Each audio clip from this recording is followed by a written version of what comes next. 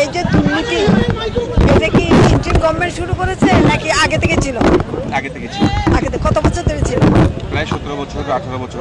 আরো বেশি। আরো বেশি। বাংলাদেশের ইতিহাসে এই সিন্ডিকেট ছাড়া কখনো হাসপাতাল চলেছে এটা বলা যায় না। কিন্তু এখন কথা হলো আমরা কি করছি, আমরা কি করতে পারবো। এটা আমরা এককভাবে কিছু করতে পারবো না। এটা জনগণের সম্পৃক্ততা লাগবে, পলিটিক্যাল ডিসিশন লাগবে এবং হাসপাতালের ডিসিশন লাগবে।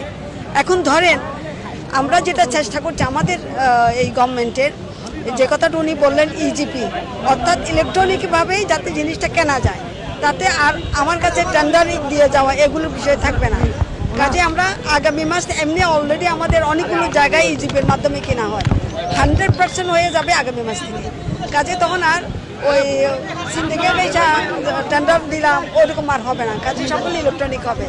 এটা একটা আমরা করেছি। 2 নাম্বার, আপনাদের প্রশ্ন আছে যে আমাদের যে ইয়ে হয় পোস্টিংয়ে নিয়োগে বাণিজ্য হয়, নিয়োগ বাণিজ্য হয়। আমরা আমাদের সময়ে প্রায় 10,000 নার্সের ঘাটতি আছে। এই প্রথম আমরা 3,500 নার্স নিলাম। আমরা ম্যানুয়ালি কোনো পোস্টিং দেই নাই যাতে মানুষ ওখান থেকে টাকা খেতে পারে। আমরা যা করেছি ইলেকট্রনিকভাবে করেছি, তাদেরকে চয়েস দিয়ে দিয়েছি 10টা 15টা। তার মধ্যে মেধা অনুযায়ী আন্দোলনটা হয়েছিল মেধার জন্য। কাজে মেধাভিত্তিক, যার মেধা যত ভালো সে তার পছন্দের জায়গায় যেতে পারবে বেশি, আর যার মেধা একটু কম সে তুলনামূলকভাবে অন্য জায়গায় যাবে।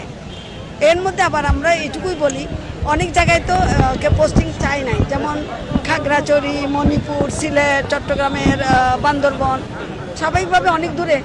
আমাদের বেশিরভাগ নার্স আছে উত্তরবঙ্গ থেকে। উত্তরবঙ্গের একটা মেয়ের জন্য দক্ষিণবঙ্গে যাওয়া, বিভিন্ন জায়গায় যাওয়া এটা কঠিন।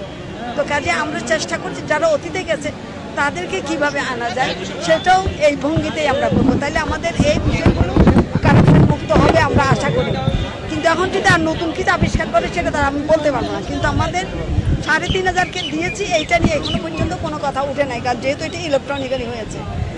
এই যে আপনারা হাসপাতালে, আমিও দেখলাম আপনারাও দেখছেন, ডাক্তার নাই, নার্স নাই, টেকনোলজিস্ট নাই। হাসপাতালের ডাইরেক্টর ঠিক আমাদেরকে ব্রিফ করলেন ওনার কী কী দরকার, যন্ত্রপাতির কী দরকার। দেখেন এটা হাসপাতাল হলো মূলত 600 বেডের হাসপাতাল, তাই এটা আপনারা জানেন তো, 600 বেডের হাসপাতাল। পরে এটাকে করা হলো 1000 বেড, কিন্তু জনবল তো 1000 বেডের মতো দেয় নাই। তখনকার সরকার তো 1000 বেডের লোকবল দেয় নাই।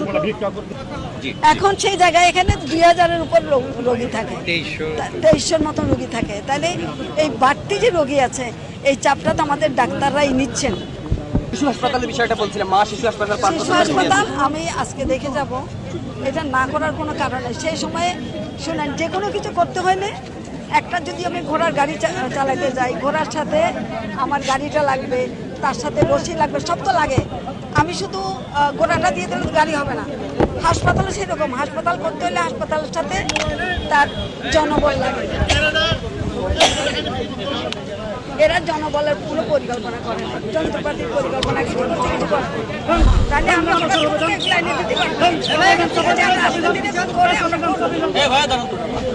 এটাকে অ্যাবান্ডন রাখবো না। আমরা এটাকে আমি ফিরে গিয়ে দেখি কত কী করতে পারি, কিন্তু আমাদের মাথায় আছে, আমি আগেও জানতাম এটাকে আমরা যাতে আছে সেটা আমরা করবো। দ্বিতীয়ত এখানে আরেকটা 560 বেডের করার কথা আছে, এটা অলরেডি বাজেট